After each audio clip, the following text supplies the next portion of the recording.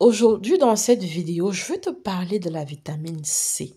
Je vais certainement t'apprendre des choses que tu ignores sur celle-ci et je veux aussi que tu saches que c'est l'un des actifs cosmétiques qui a le plus de dérivés au niveau matière première.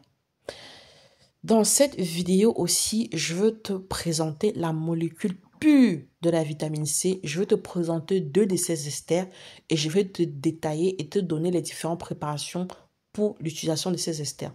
La molécule pure de la vitamine C, c'est bien évidemment l'acide ascorbique. L'ester dont je vais te parler aujourd'hui, c'est le 3-oxygène-ester de l'acide ascorbique et le deuxième ester, c'est le sodium ascorbate phosphate. Ces esters, en fait, ce sont des esters qui sont obtenus à partir d'une association de plusieurs molécules. Qu'est-ce qui fait la différence? C'est le pH. D'un ester à l'autre, le pH change complètement et vous deviez tenir compte à chaque fois que vous achetez un ester. Je vais te parler par exemple du sodium ascorbate phosphate. C'est une association d'acide ascorbique, acide phosphérique et sodium. On associe les trois molécules pour créer cet ester. Cet ester a une particularité. C'est quoi sa particularité? Il est adapté à tout type de préparation, tout type sans exception. Ce qui est encore génial, son pH est très bien car il s'adapte à tout type de peau, même les peaux les plus sensibles. Je ne vais pas pour autant dire que c'est mon préféré. Il y en a d'autres que je préfère, mais tout simplement que c'est l'un des meilleurs car il s'adapte à pas mal de préparations. Et ça, par contre, c'est génial. Donc, comme je vous l'ai dit, en fait, le sodium ascorbate phosphate, on peut fabriquer les savons. Il est le meilleur pour les savons. Il est même presque le seul. Je ne vais pas dire il est vraiment le seul. Il y en a d'autres. Je vous ferai d'autres vidéos là-dessus. Il rentre dans le savon. Pourquoi il rentre dans le savon? Son pH le permet. Son pH est entre 6 et 7,5. Sachez que le savon a un pH complètement alcalin. Franchement, les filles, vous avez Google, tapez alcalin, acide. Vous allez voir, on parle de chimie, on parle vraiment des choses qui sont très importantes, car si vous ne connaissez pas ces choses-là, vous allez vous brûler et brûler vos clientes. C'est important.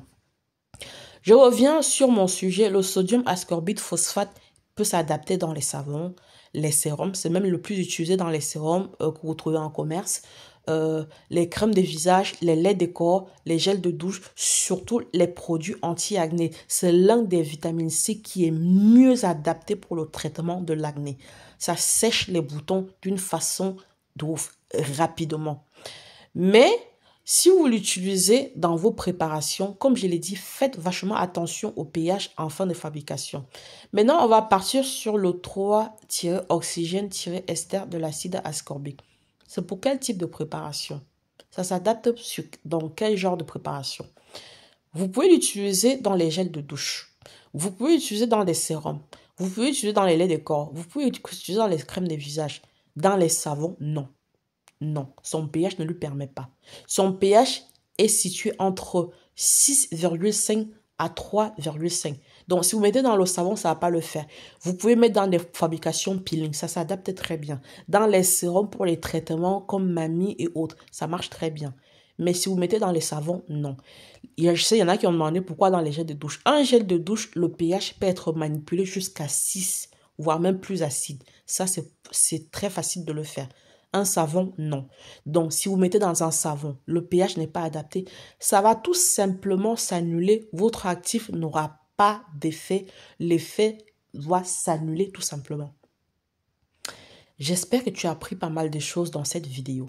Il est important de connaître le pH d'un actif cosmétique avant de l'utiliser. Connaître le pH d'un dérivé d'acide ascorbique avant de l'utiliser ou vitamine C tout simplement. Et dans une prochaine vidéo, je vous ferai une vidéo sur d'autres esters et je vous donnerai plus d'explications. J'espère que tu as aimé la vidéo. Je te fais un gros bisou. Je te retrouve à très bientôt. Ciao.